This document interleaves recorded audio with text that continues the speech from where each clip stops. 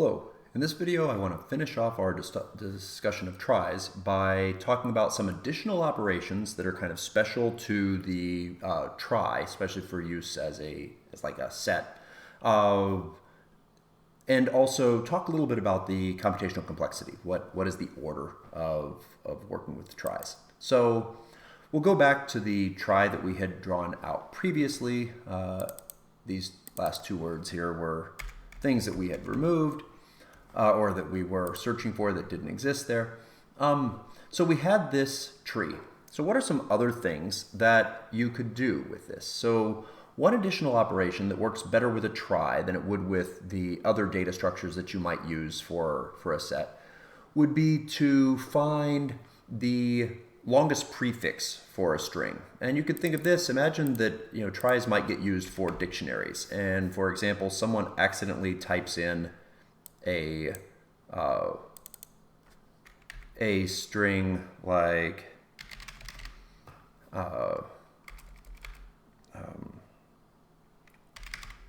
okay, and they intended this to be an item, but they forgot to put a space in there.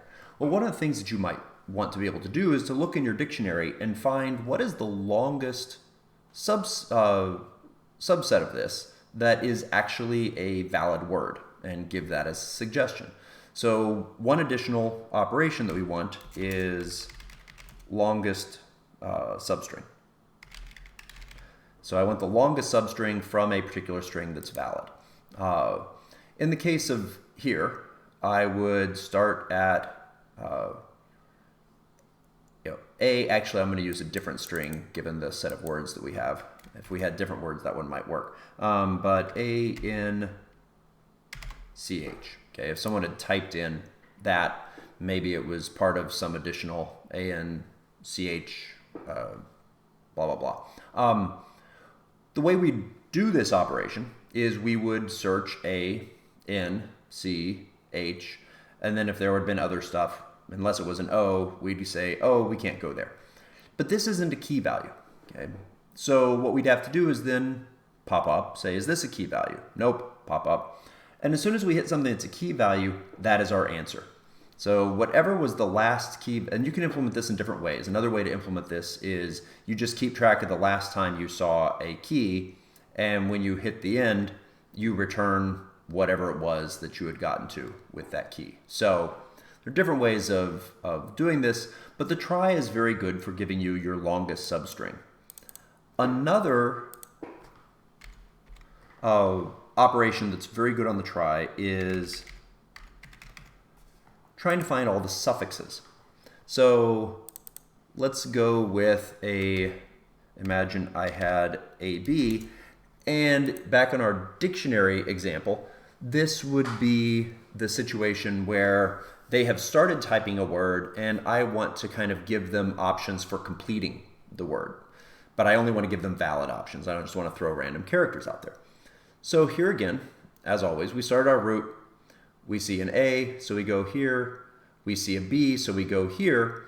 Oh, that is not a valid word, but we could go to everything that is below it. And this would actually need to be a recursive function if we write this recursively, to go down, find that able is in there, and then recursively go down here and find about.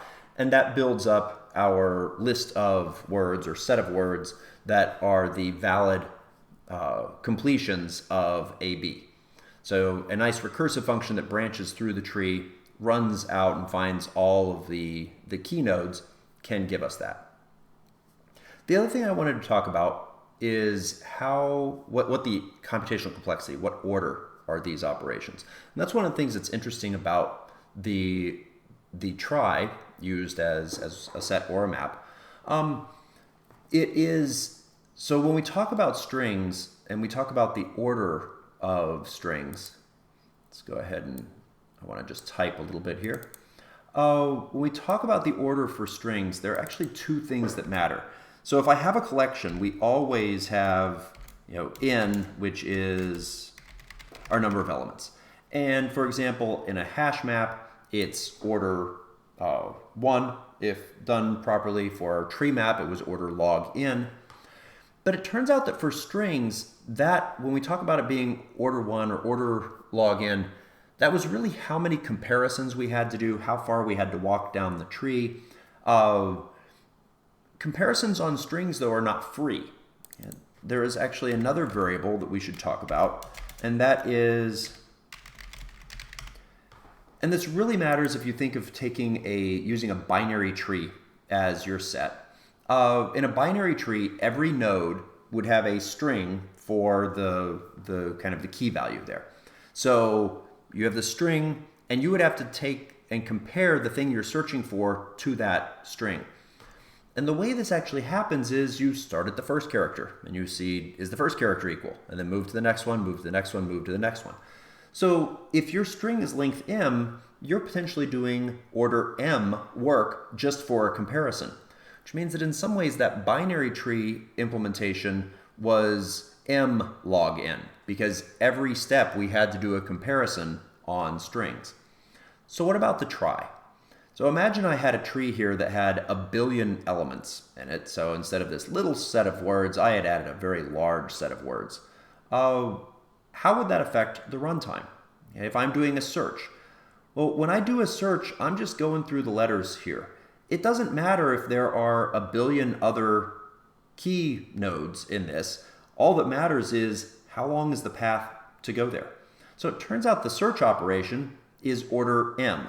It's order 1 in our number of elements. It is order m for our string length. As is adding, as is removing, as is finding the longest substring. It's only the suffixes that would take more, because the more words you have, the more you're potentially collecting as suffixes. We can't get around the fact that if I need 1 million words, well, if there are 1 million extensions to my current thing, I'm going to have to collect all of them. Though in some ways the trie itself is actually a very efficient way to denote all the possible strings in there. So this is another thing that makes the tries really cool, is they scale just as the length of the string. No other factors are involved in there. Even your hash map, or if you did a tree map on strings, they also have to do string comparisons, and they wind up doing order m work on those string comparisons. In the case of the trie, that order m work to kind of compare the string is also walking through the tree, and so it winds up picking up everything as it goes. So that's it for our kind of the overview of tries and kind of an introduction to the data structures. It's possible I'll put out some videos that write code for this using Scala.